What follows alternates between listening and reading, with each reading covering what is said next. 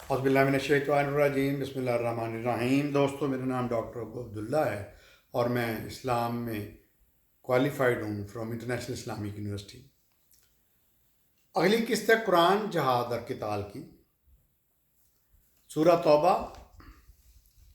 9 number सूरत, 83 number आयत 83। फिर अगर वापस ले जाए अल्लाह तुम्हें उनके किसी ग्रोह की तरफ यानी मुनाफिक ग्रोह की तरफ, और ये तुमसे इजाज़त तलब करें निकलने की यानी जहाद के लिए, तो कहो हरगिज़ नहीं निकल सकते तुम मेरे साथ कभी भी।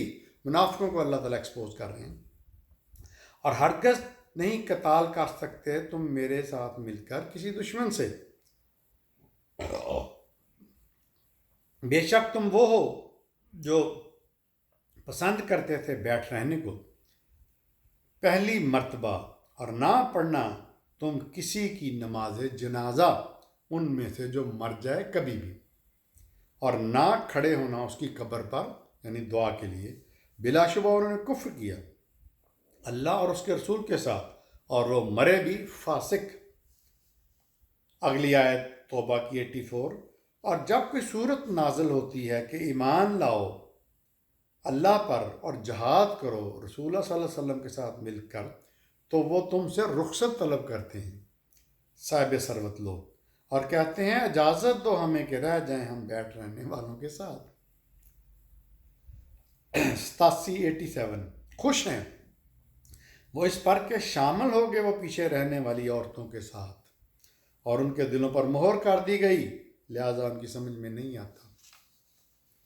अल्लाह ने उन लोगों की जो जहाद से डरते थे उनकी मिसाल औरतों के साथ की है, ममासलत।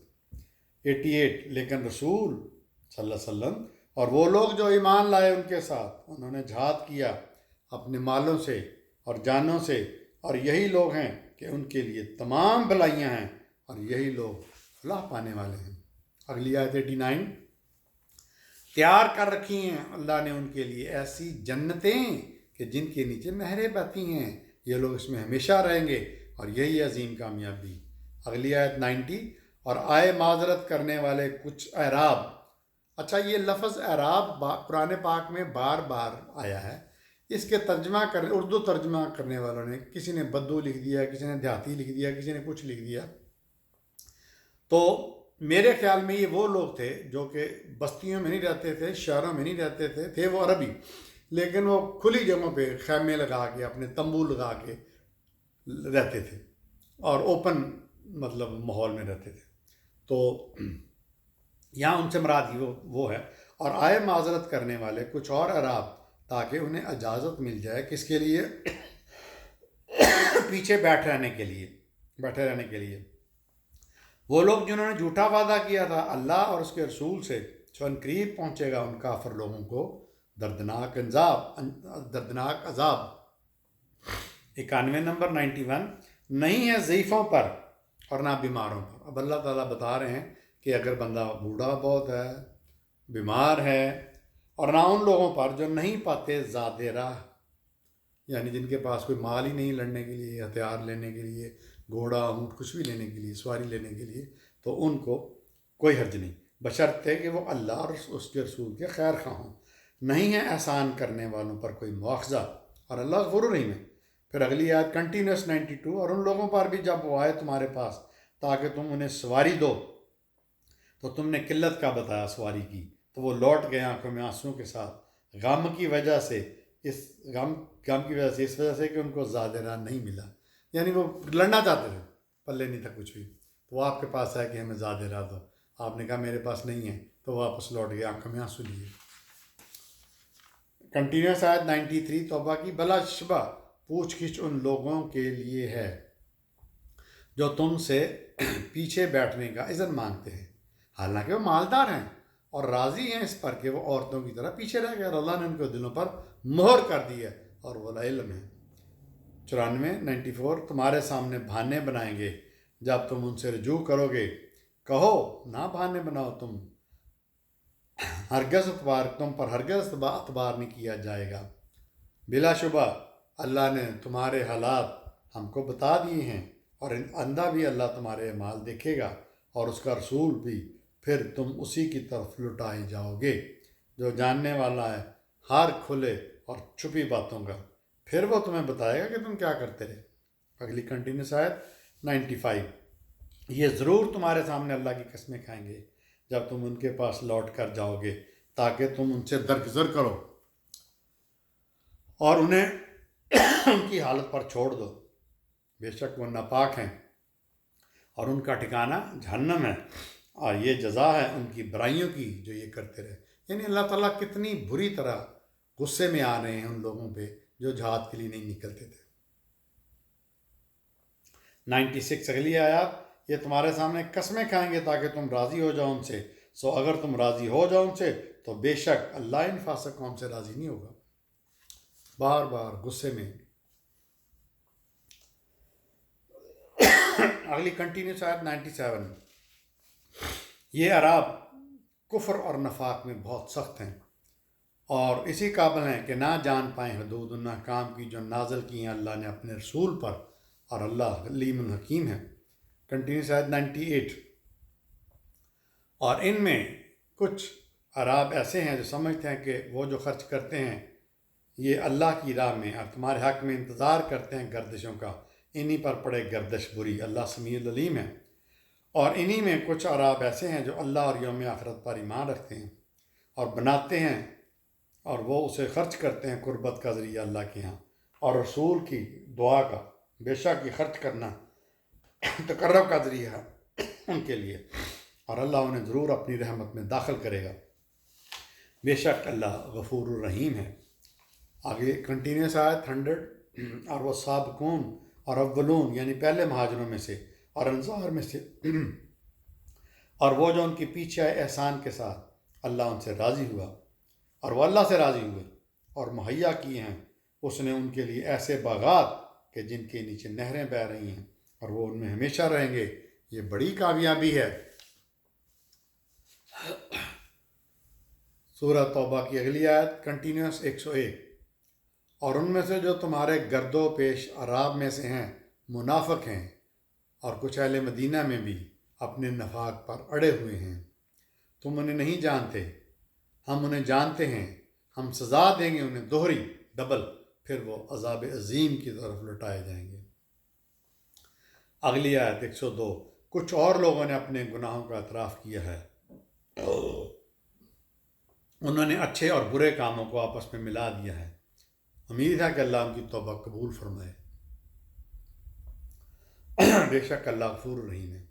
اگلی آیت کنٹینیوس 103، اے نبی تم ان کے مالوں میں سے صدقہ لو اور انہیں پاک کرو اور تزکیہ نفس کرو ان کا اس سے، اور ان کے حق میں دعا کرو، بے شک تمہاری دعا ان کے لیے باعث تسکین ہے، اور اللہ سمیع العلیم ہے۔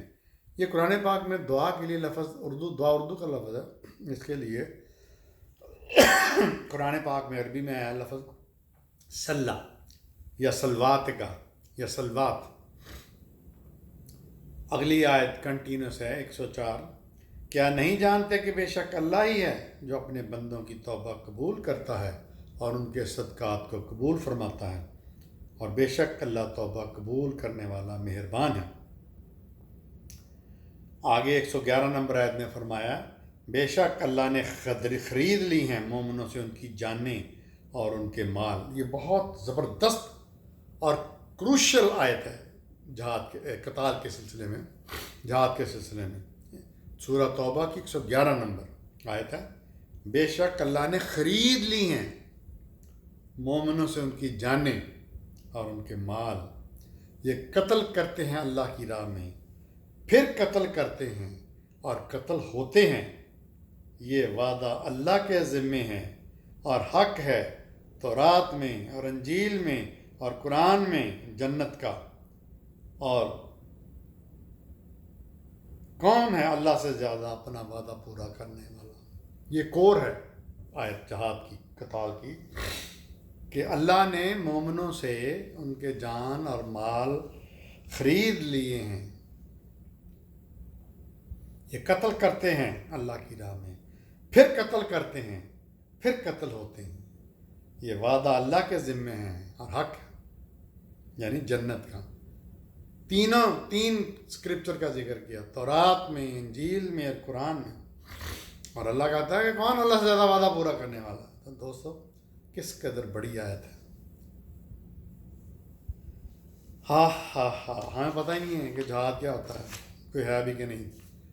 سورہ توبہ کی 122 نمبر آیت ہے، اور نہیں تھا مومنوں کے لیے کہ وہ نکل پڑے جہاد کے لیے سب کے سب، لیکن کیوں نہ ہوا کہ نکلتے ہر آبادی میں سے کچھ لوگ، اس لیے کہ وہ دین کی سمجھ پیدا کریں اور خبردار کریں اپنی قوم کے لوگوں کو جب وہ لوٹ کر واپس آئیں ان کے پاس، تاکہ وہ بچیں.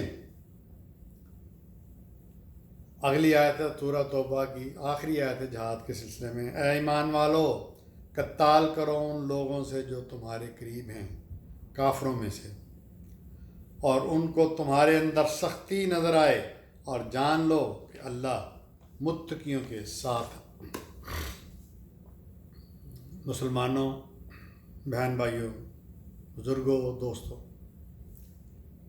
یہاں پہ میں قرآن، جہاد اور قتال کا ایک سیزن یا سیشن ختم کر رہا ہوں، کمپلیٹ کر رہا ہوں، کنکلوڈ کر رہا ہوں. میں اس جہاد قتال کی بات کرتا ہوں جو کہ کتبہ لکھ دیا گیا ہے ہر مسلمان کے لیے جو صحت مند ہے، جس کے پاس مال ہے، جس کے پاس جان ہے، وہ جہاد کرے. اور یہ جہاد ہی تھا جو مسلمانوں نے جب نبی کریم صلی اللہ علیہ وسلم نے خود شروع کیا، 26-27 دفعہ خود شامل ہوئے، اور آپ کی زندگی میں یہ جہاد پورا عرب میں پھیل گیا اور پورا عرب مسلمان ہوا. پھر آپ کے بعد آپ کے خلفاء نے، خصوصاً حضرت ابو بکر، حضرت عمر، حضرت عثمان، حضرت علی کے زمانے میں یہ خلفوں کا شکار ہو گیا، یہ سازشوں کا شکار ہو گیا. تو اتنی زیادہ یہ پھیل گئی اسلامک سلطنت جہاد کی برکت سے کہ جس کا شمار نہیں کیا جا سکتا. یہ صرف جہاد کی، قتال کی برکت تھی. اچھا، اب میں اس کو یہاں پہ کنکلوڈ کرنا چاہوں گا کہ جہاد کے بارے میں اتنی مس انڈرسٹینڈنگیں ہیں. غوروں میں یہ ہے کہ یہ مسلمانوں کی طرف سے پرسیکیوشن ہے. ہم مسلمان کہتے ہیں، ماڈرن مسلمان، لبرل مسلمان کہتے ہیں کہ لو جی یہ کوئی طریقہ ہے کہ مسلمان کہتے تھے کہ یا اسلام لاؤ، اسلام نہیں لانا تو جزیہ دو، کافروں کے پاس جب جاتے تھے، اور اگر جزیہ نہیں دینا تو لڑنے کے لیے تیار ہو جاؤ. اچھا، اب کوئی اس فلاسفی کو نہیں سمجھتا کہ اس میں فلاسفی کیا ہے. مسلمان کوئی بھی کام اپنی مرضی سے نہیں کرتا. مسلمان کا ہر عمل میرے آقا کی طرح اللہ کے لیے ہوتا ہے. اب یہ اللہ چاہتا ہے کہ اے پیغمبر، میں نے تمہیں آخری نبی بنا دیا، تمہیں خاتم النبیین کا ٹائٹل دے دیا، پھر تمہیں رحمت للعالمین کا بھی ٹائٹل دے دیا. میں رب العالمین، تم رحمت للعالمین، تمام جانوں کے لیے رحمت. اب تم نے اسلام جو میں نے تمہیں بھیجا ہے قرآن کی شکل میں، اب اس کو نافذ کرنا ہے، تم نے نافذ کرنا ہے. تو اللہ کے نبی نے نافذ کیا. اللہ یہ چاہتا ہے کہ ہم شروع سے سٹارٹ کریں گے کہ جب آدم کو بنایا تو اللہ نے کہا تمام سجدہ کرو. فرشتوں نے سجدہ کیا، شیطان نے نہیں کیا. پھر شیطان نے بہکایا آدم کو اور ان کی حوا بیوی کو، اور اللہ نے کہا یہاں سے نکل جاؤ، زمین میں چلے جاؤ. پھر فرمایا کہ تمہیں میری طرف سے زمین پر ہدایت وہی ملتی رہے گی مختلف انبیاء کے تھرو، اور جو اس پر عمل کرے گا وہ جنت میں، جو مخالفت کرے گا وہ جہنم میں. شیطان نے کہا اللہ مجھے مہلت دو کہ میں ان لوگوں میں میں نے جو کہا ہے کہ اس پہ ان کو گمراہ کروں. اللہ نے کہا گمراہ تم کرو، تمہیں اجازت ہے، لیکن تم صالحین کو نہیں کر سکتے، صالح لوگوں کو، جو میرے صالح لوگ. تو اب اس میں ایک حکم وحی میں یہ بھی آتا تھا کہ جو اللہ کے احکامات کا انکار کرتے ہیں اور ظلم کرتے ہیں میرے بندوں پر، ان سے لڑو. ان کو پہلے سمجھاؤ کہ ٹھیک ہو جاؤ، پھر ان سے لڑو تاکہ وہ اللہ کا پیغام، اللہ کا حکم، اللہ کے احکامات مان لیں اور ان پہ چلنا شروع کر دیں. اسی کو جہاد کہتے ہیں. اور اس کا الٹیمیٹ جو اینڈ ہے وہ قتال ہے. یعنی یہ پرسیکیوشن ہی ہے، ظلم نہیں ہے، یہ تو مظلوم لوگوں کو جو ظالم بادشاہوں کے چنگل میں پھنسے ہوئے ہوتے تھے ان کو رہائی دلانا ہے، جو ان کا مال و دولت لوٹ لیتے تھے اور اپنے محل بھرتے تھے سونے چاندی ہیروں سے۔ تو یہ جہاد کی اور قتال کی کنکلوژن ہے۔ یہ سورہ توبہ میں اینڈ کر کے میں نے اس کا ایک سیشن مکمل کر دیا ہے۔ دیکھتے رہیے میرا چینل ڈاکٹر ابو عبداللہ۔